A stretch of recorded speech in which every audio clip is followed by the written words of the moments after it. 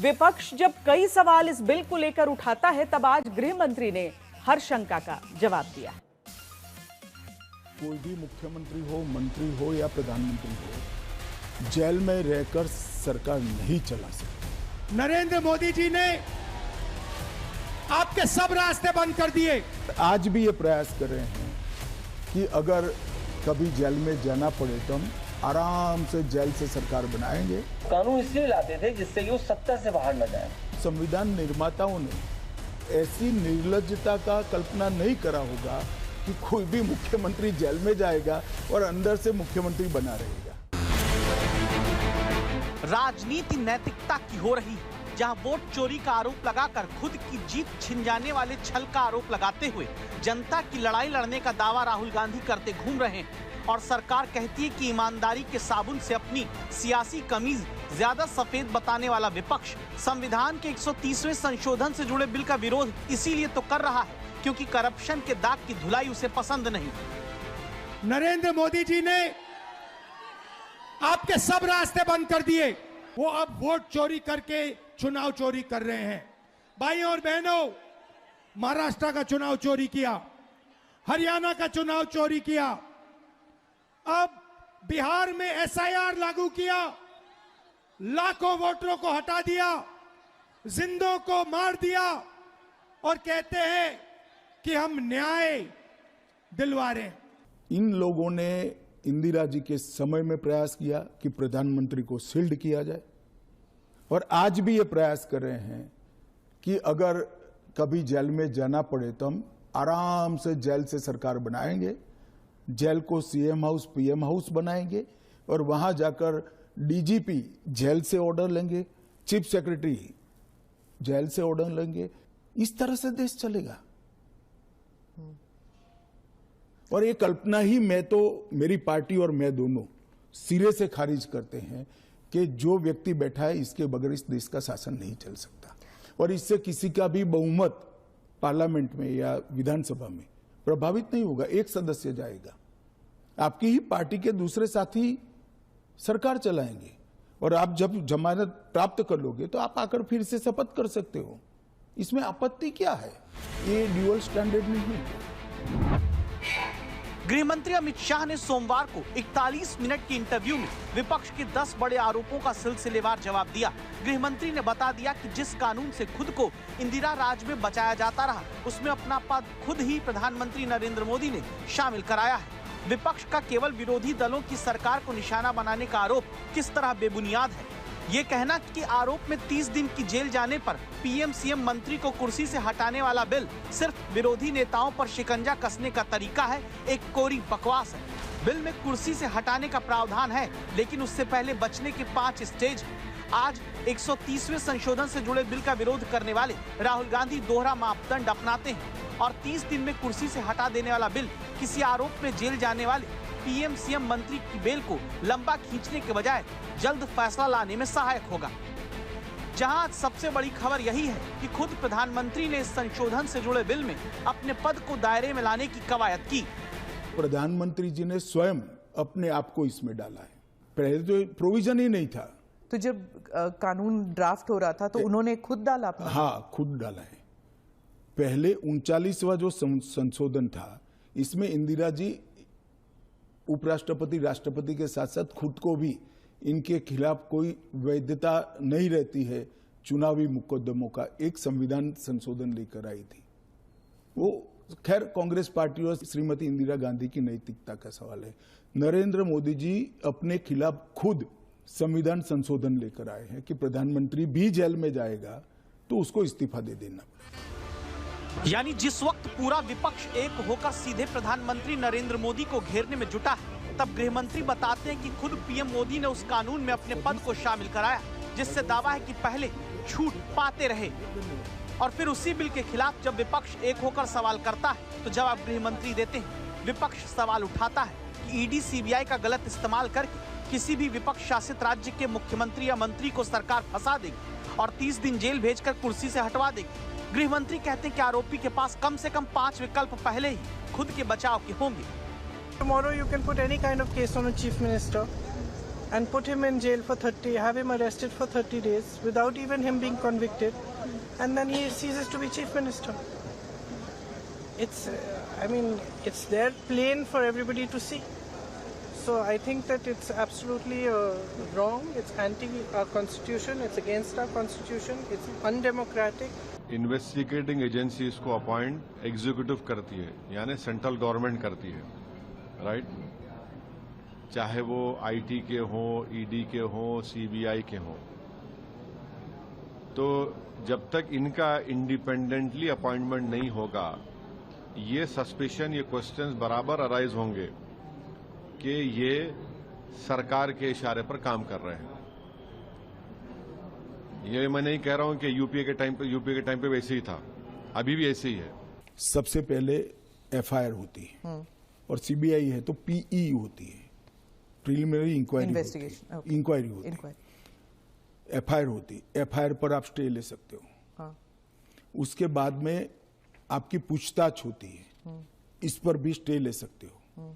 इसके बाद में आपका समन निकलता है, उसके बारे में भी आप स्टे ले सकते हो, और अरेस्ट पर भी स्टे लेते हो, और अरेस्ट होती है तो फिर जमानत के लिए अप्लाई भी कर सकते हो।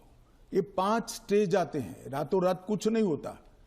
मगर करप्शन में अगर आकंठ आप डूबे हुए हैं तो फिर तो अरेस्ट भी होगी, जेल में भी जाना पड़ेगा, इस्तीफा भी देना पड़ेगा। फिर भी अगर बाद में जमानत होती है तो आप फिर से शपथ ले लो भाई। देश में इस वक्त 21 राज्यों में बीजेपी या बीजेपी गठबंधन की सरकार है, और तब विपक्ष आरोप लगाता है कि बीजेपी शासित राज्यों के मुख्यमंत्री और मंत्री का तो कुछ नहीं होगा, लेकिन केवल विरोधी शासन के मुख्यमंत्री और मंत्री को हटाने के लिए ही ये बिल आया। तो गृह मंत्री जवाब देते कि अगर बीजेपी शासित राज्य के मुख्यमंत्री या मंत्री पर कोई आरोप है तो कोर्ट के आदेश से क्यों नहीं विपक्ष जांच करा लेता है। जिस लीडर दूसरे पार्टी में थे, आप लोग भाजपा कंसर्न स्टेट्स में उस लोगों को करप्ट बोला था, अरेस्ट डिमांड किया था, बाद में आपको पार्टी में ले लिया। पहले उसको आपका पार्टी से निकालिए, फिर ये बिल का बात बोलिए। एक सेकंड के लिए मान लीजिए कि कानून का काम नहीं करेगा तो कोई भी व्यक्ति कोर्ट के सामने जा सकता है और कह सकता है कि इनके सामने एफआईआर दर्ज करने का आदेश दीजिए। और जब उनकी सरकार थी और वो ऐसा करते थे, तब बहुत सारी जांच कोर्ट के आदेशों से शुरू हुई है। यूपीए 2 में कम से कम 12 केस में गिना सकता हूं जहां कोर्ट के ऑर्डर से सीबीआई की जांच हुई है और सारे लोग फंसे हैं। घूम फिरकर सवाल यही आ जाता है कि जो विपक्ष अभी बिहार के चुनाव में घूमकर बीजेपी की नैतिकता पर सवाल उठा रहा है, क्या वो नहीं मानता कि जेल से सरकार या मंत्रालय नहीं चलना चाहिए? दुनिया का इतिहास उठा करके देखिए। हालांकि आप अचानक पूछ रहे हैं, दुनिया के इतिहास में तमाम ऐसी सरकारें नहीं, तानाशाह सरकारें जो समय समय पे कानून लेकर के आती थी, और वो कानून इसलिए लाते थे जिससे कि वो सत्ता से बाहर न जाएं। इटली में भी उदाहरण है इसका, जर्मनी में भी उदाहरण है इसका, रशिया में भी उदाहरण है इसका। अब इसका हमने कानूनी प्रोविजन किया है, क्योंकि जब पहले कानून बने होंगे, संविधान बना होगा, तब संविधान निर्माताओं ने ऐसी निर्लज्जता का कल्पना नहीं करा होगा कि कोई भी मुख्यमंत्री जेल में जाएगा और अंदर से मुख्यमंत्री बना रहेगा। खैर, अब ऐसी घटनाएं हुई है रिसेंट पास्ट में, तो हमें हमारी नैतिक मूल्यों के स्तर को गिरने नहीं देना चाहिए। जो काम पहले होता आया उसी पर अब इतनी शंका विपक्ष को क्यों है? क्योंकि 1996 में लाल कृष्ण आडवाणी ने जैन हवाला डायरी मामले में आरोप लगने पर पद छोड़ दिया। 2011 में अवैध खनन केस में बीएस येदियुरप्पा ने पद से इस्तीफा दे दिया। 1996 में ही जैन डायरी केस में नाम आने पर दिल्ली में मदन लाल खुराना ने इस्तीफा दिया, पद छोड़ा। 1997 में चारा घोटाले में गिरफ्तारी से पहले पद लालू प्रसाद यादव ने भी बिहार में छोड़ा था। 2001 में जॉर्ज फर्नांडिस ने रक्षा सौदा भ्रष्टाचार के आरोप में इस्तीफा दिया। खुद अमित शाह ने 2010 में गुजरात के गृह मंत्री का पद आरोप लगने पर गिरफ्तारी से पहले छोड़ दिया। 2024 में झारखंड के मुख्यमंत्री हेमंत सोरेन हो या फिर 2001 में आय से अधिक संपत्ति मामले में गिरफ्तारी से पहले पद छोड़ने वाली जयललिता। पद सबने छोड़ा, कुर्सी छोड़ी, लेकिन फिर अब गंभीर अपराध के आरोप में 30 दिन जेल जाने पर कुर्सी छोड़ने वाले बिल पर इतनी उहापोह क्यों? इसी से जुड़ी आज एक हैरान करती खबर आई, जब पश्चिम बंगाल में शिक्षक भर्ती घोटाले से जुड़े मामले में ईडी की टीम टीएमसी विधायक को पकड़ने पहुंची तो वो घर से भागने लगे, दीवार फांदने लगे, नाले में मोबाइल फेंकने लगे, लेकिन आखिरकार गिरफ्तारी हुई। क्या जांच से भागना ही वो डर है जो बिल का विरोध करा रहा है? पश्चिम बंगाल में ममता बनर्जी की पार्टी के विधायक जीवन कृष्ण साहा का घर, जहां गेट पर ईडी की टीम शिक्षक भर्ती घोटाले में जांच के बाद गिरफ्तारी के लिए पहुंचती है। अचानक ईडी की टीम को देखकर दावा है टीएमसी विधायक ने दीवार फांदकर भागना शुरू कर दिया। ईडी के हाथों गिरफ्तारी से बचने के लिए भागने के दौरान टीएमसी विधायक ने मोबाइल भी नाले में फेंक दिया, लेकिन फिर भी ईडी से टीएमसी के विधायक जीवन कृष्ण साहा भाग नहीं पाए। और अब जरा इस वीडियो और तस्वीर को देखिए। विधायक जी कीचड़ में सने नजर आते हैं। साहा मुर्शिदाबाद के बुरबान से विधायक हैं। इनके कपड़ों पर लगा दाग इनके भागने की वजह से आया, लेकिन असल में इन पर दाग भ्रष्टाचार के आरोपों का है, वो भी स्कूल में शिक्षक भर्ती घोटाले से जुड़ा हुआ। और ये तस्वीर सवाल उठाती है, क्या इसीलिए उस बिल से विपक्षी दलों को डर है? और अगर डर नहीं तो जांच से भागना क्यों? जो चुनी हुई सरकार को गिरा दे और उसके माध्यम से हम कंट्रोल करना चाहते हैं। एक तरफ चुने हुए जनप्रतिनिधि को एक कांस्टेबल हटा देगा, एफआईआर किया, धाराएं ऐसे लगा दो कि 1 महीने क्या 6 महीने तक जेल से नहीं निकल पाएगा, हाई कोर्ट तक, सुप्रीम कोर्ट तक बेल नहीं मिल पाएगा, तो सरकार तो गई। विपक्ष का आरोप है कि बेल का मामला लंबा खींचता रहेगा, तब तक 30 दिन बीत जाएंगे और मुख्यमंत्री मंत्री को कुर्सी से हटना पड़ेगा। तब गृह मंत्री जवाब देते हैं कि नए बिल के कानून बनने से बेल पर कोर्ट को जल्दी फैसला लेना पड़ेगा। कोर्ट में डिलेज होते हैं ना सर? ये कानून आने के बाद नहीं होंगे, क्योंकि कोर्ट को तुरंत इंटरवीन करना पड़ेगा। किसी चुने हुए प्रतिनिधि को खारिज करने का प्रावधान हुआ है। मैं तो उल्टा कहता हूं, इससे यस और नो जो होना है वो जल्दी हो जाएगा। तो प्रेशर कोर्ट्स पे होगा डिक्लेयर करने के लिए? प्रेशर होगा ये कहना ठीक नहीं है, हाँ। मगर हमारी कोर्ट भी, पर उसी सुनिए ना, हमारी कोर्ट भी कानून की गंभीरता को समझती है। जब 30 दिन के बाद पद छोड़ना है तो वो उसके पहले इसका फैसला करेगी कि बेल मिलना चाहिए या नहीं मिलना चाहिए। हाईकोर्ट में जब केस गया कि श्री केजरीवाल जेल में है, तब उनको वहां से इस्तीफा देने चाहिए। पब्लिक इंटरेस्ट लिटिगेशन फाइल हुआ। जुडिशरी में बेल के केस कभी भी, मेरे अलावे किसी भी बेल का केस सुप्रीम कोर्ट में 5 दिन से ज्यादा नहीं चला है। इस बीच राहुल गांधी को अमित शाह वो अध्यादेश का पन्ना याद कराते हैं जिसके यूपीए राज में ही आने पर प्रेस कॉन्फ्रेंस करके विरोध राहुल गांधी ने जताया था। जब यूपीए की सरकार थी, श्री मनमोहन सिंह जी इनके प्रधानमंत्री थे और लालू प्रसाद यादव जी इनके मिनिस्टर थे। लालू प्रसाद जी को सजा हो गई। मनमोहन सरकार एक ऑर्डिनेंस लेकर आई कि 2 साल की सजा हो तो भी अपील का स्टेज बाकी है तो उनकी सदस्यता नहीं जाती है। यही मॉरल ग्राउंड था जो आप कोट कर रही हो। तो एक ऑर्डिनेंस लेकर आए कि हम इसको बदल दे रहे हैं। ऑर्डिनेंस से बदलने का कैबिनेट ने प्रस्ताव भी किया। यही श्री राहुल गांधी इसको कंप्लीट नॉनसेंस कहकर सार्वजनिक रूप से प्रेस कॉन्फ्रेंस में फाड़े थे ऑर्डिनेंस को। और देश की कैबिनेट ने और देश के प्रधानमंत्री ने जो फैसला लिया था, उनकी पार्टी के ही प्रधानमंत्री ने जो फैसला लिया था, उसका मॉरल ग्राउंड पर उन्होंने मखौल उड़ाया था। और मनमोहन सिंह एक सॉरी फिगर बनकर रह गए थे पूरी विश्व के सामने। आज वही राहुल गांधी बिहार में सरकार बनाने के लिए सजा हो गई, वो लालू प्रसाद जी को गले मिल रहे हैं। ये ड्यूअल स्टैंडर्ड नहीं है क्या? जो ऑर्डिनेंस जिसकी ये बात करते हैं, जिसका लिए कहते हैं कि राहुल जी ने ऑर्डिनेंस का विरोध किया था, वो ऑर्डिनेंस था कन्विक्शन के बाद, कन्विक्टेड नेताओं के बारे में था। ये आज जो ला रहे हैं, ये कानून ऐसा है कि न खाता न बही, जो भाजपा कहे वो सही। ईडी और सीबीआई इनके पालतू एजेंसीज हैं, उसके ज़रिए ये अपने विपक्षी नेताओं को गिरफ्तार कराएंगे 30 दिन तक जमानत नहीं होने देंगे, पीएमएलए लगा दिया, कुछ लगा दिया, जमानत नहीं हुई, 31वें दिन में उन्हें इस्तीफा देना पड़ेगा। फिर ये कहते हैं कि प्रधानमंत्री पर भी लागू होता है। अरे साहब, आप 11 साल में अपना एक मंत्री तो बता दीजिए जिसके खिलाफ ईडी या सीबीआई ने कोई एक्शन लिया हो। आप तो वॉशिंग मशीन वाले लोग हैं।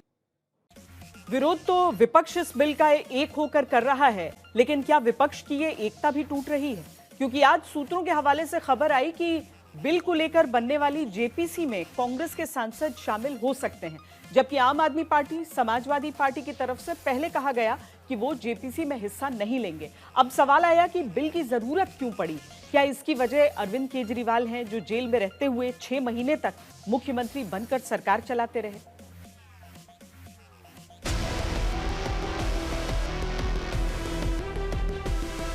अरविंद केजरीवाल ने 6 महीने तक दिल्ली का मुख्यमंत्री रहते हुए जेल से सरकार चलाई, तो क्या केजरीवाल की वजह से ही 130वां संशोधन अब संविधान में करना पड़ रहा ताकि फिर कोई जेल से सरकार न चला सके?